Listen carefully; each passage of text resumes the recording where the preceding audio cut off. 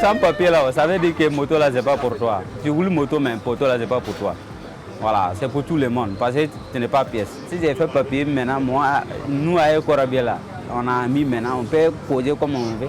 Voilà.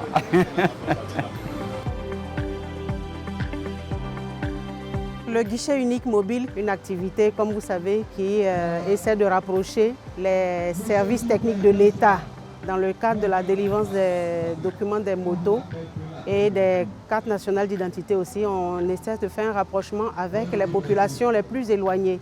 Et notre projet se met en œuvre à la frontière nord, c'est-à-dire la zone de Tengrela avec ses villages, de Kimberley Nord avec ses villages aussi, de Kong avec ses villages, de Bouna Doropo et de Teini. La phase pilote du guichet unique mobile a démarré en 2022 et ensemble avec la deuxième édition en 2023, a délivré presque 10 000 documents. Il s'agit d'une activité du projet Résilience pour la paix, une initiative de 5 ans financée par le peuple américain à travers son agence de développement USAID et mise en œuvre par l'ONG Equal Access International. Le guichet unique mobile est une collaboration avec le ministère des Transports, l'Office national de l'état civil et de l'identification, la Direction générale des douanes et la Commission nationale des frontières de la Côte d'Ivoire. La mise en œuvre se fait avec des services techniques comme Côte d'Ivoire Logistique et la SICTA, ainsi que des entreprises privées dans chaque région, telles que des auto-écoles, des maisons d'assurance et des vendeurs de casques. Le diagnostic mené à nos frontières a révélé des problèmes liés à la sécurité et également des problèmes liés à la faiblesse de la présence de l'État dans les zones frontalières. Donc en attendant la mise en œuvre de la politique nationale de gestion intégrée des frontières, ce projet-là nous permet d'adresser l'ensemble des difficultés auxquelles sont confrontées les populations dans leur déplacement et les problèmes d'identité également. Oui, bonjour. Je suis venu pour les pièces d'identité. Mais qu'est-ce qui vous a poussé à venir ici au guichet unique pour faire la carte d'identité? Oui, bon, j'ai entendu parler de ça.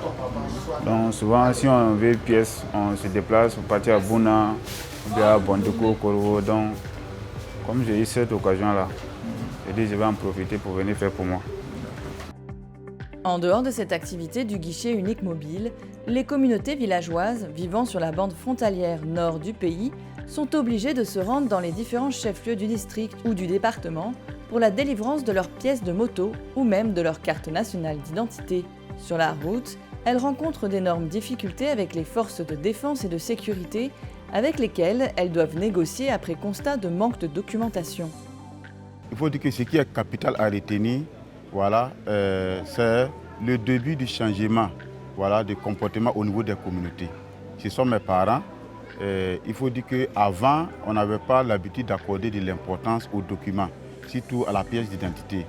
On s'est dit, bon, il ne va pas voyager, il ne va pas à l'école, à quoi c'est bon de faire une pièce d'identité. Mais aujourd'hui, les parents ont commencé à comprendre. Je suis très heureuse ce matin de venir à cette cérémonie de pose de plaque.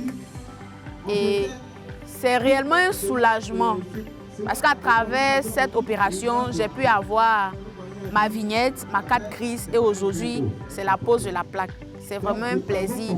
Et j'ai parcouru pratiquement 50 km pour la première fois pour spécialement cette occasion-là. Et dorénavant, je n'aurai plus peur de sortir parce que je sais que je suis en règle vis-à-vis de la loi.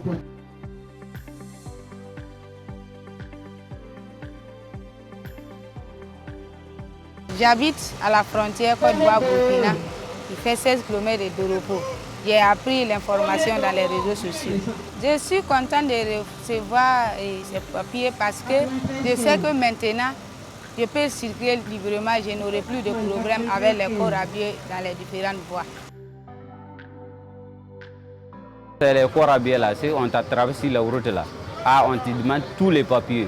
Si tu n'es pas là, souvent on dit 5 000, souvent on dit 2 000.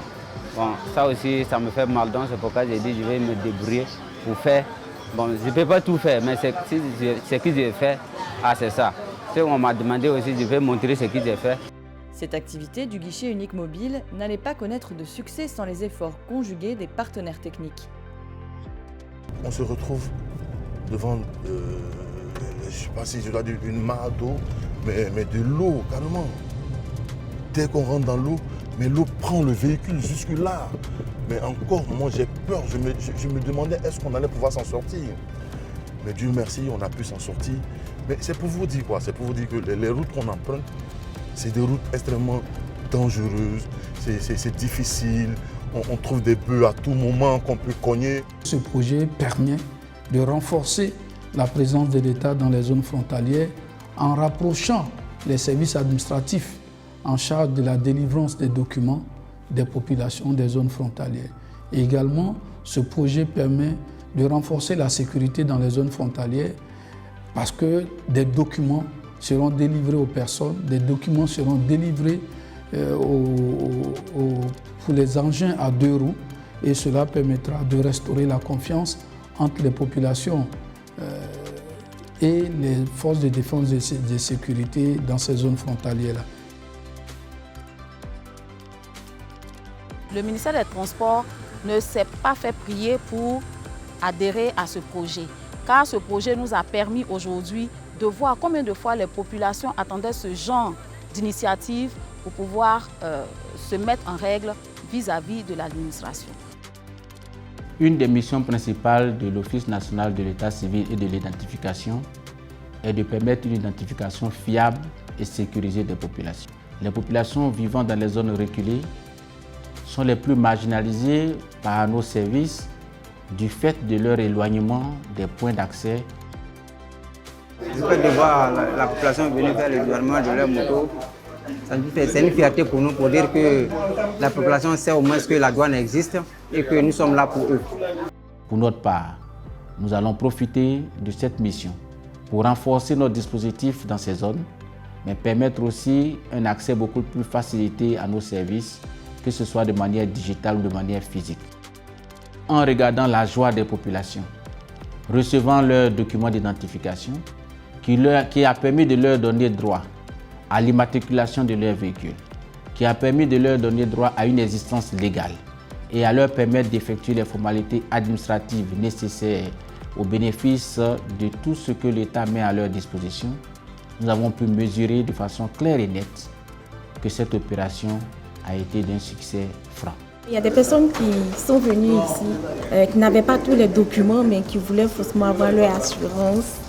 Il y a eu ce genre de cas, il y a eu des personnes aussi qui sont venues pratiquement à la fin de l'heure et qui ont insisté alors qu'on nous demandait de rassembler tout le matériel. Et puis, c'est-à-dire que les gens sont vraiment intéressés.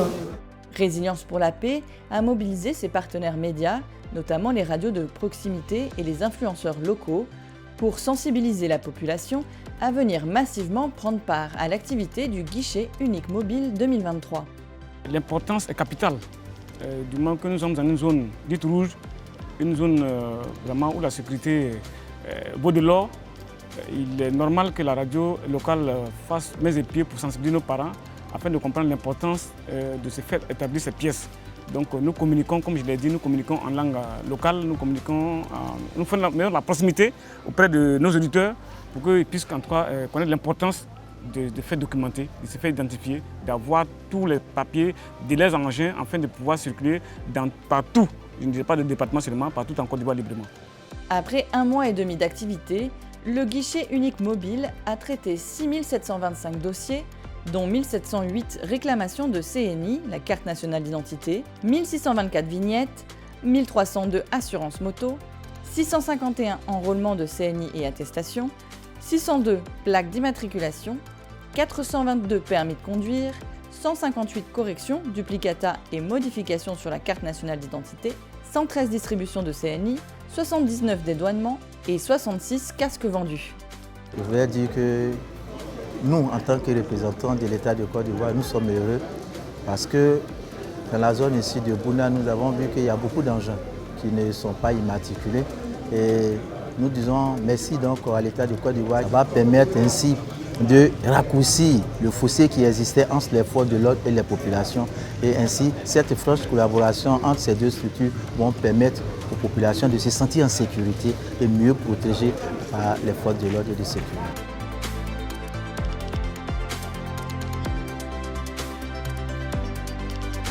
Et je fais une demande au nom du préfet, s'il peut nous revenir ici à la traite de l'anacarde. Et cette fois-ci, au lieu de 2 jours, nous demandons au moins 2 semaines. Pour que le problème des pièces finisse une fois pour toutes dans notre département. Et sommes disponibles pour la continuité d'opérations de telle envergure au profit des populations en général en Côte d'Ivoire, mais plus particulièrement des populations qui sont dans les zones les plus reculées, surtout à la frontière nord de notre pays. Cela y va de la sécurité nationale, mais surtout de la présence de l'État sur toute l'étendue du territoire et pour le renforcement de ce sentiment d'appartenance à la nation, pour la construction d'une nation beaucoup plus forte. Pour la durabilité de l'impact de ce projet de guichet unique mobile sur les populations, je voudrais réitérer l'engagement et la disponibilité de la CNFCI à assurer la coordination de cette activité pour le bonheur des populations des zones frontalières. Le guichet unique mobile 2023 a tenu toutes ses promesses dans les 5 régions de mise en œuvre du projet. Rendez-vous l'année prochaine pour la 3e édition. Papier, c'est bon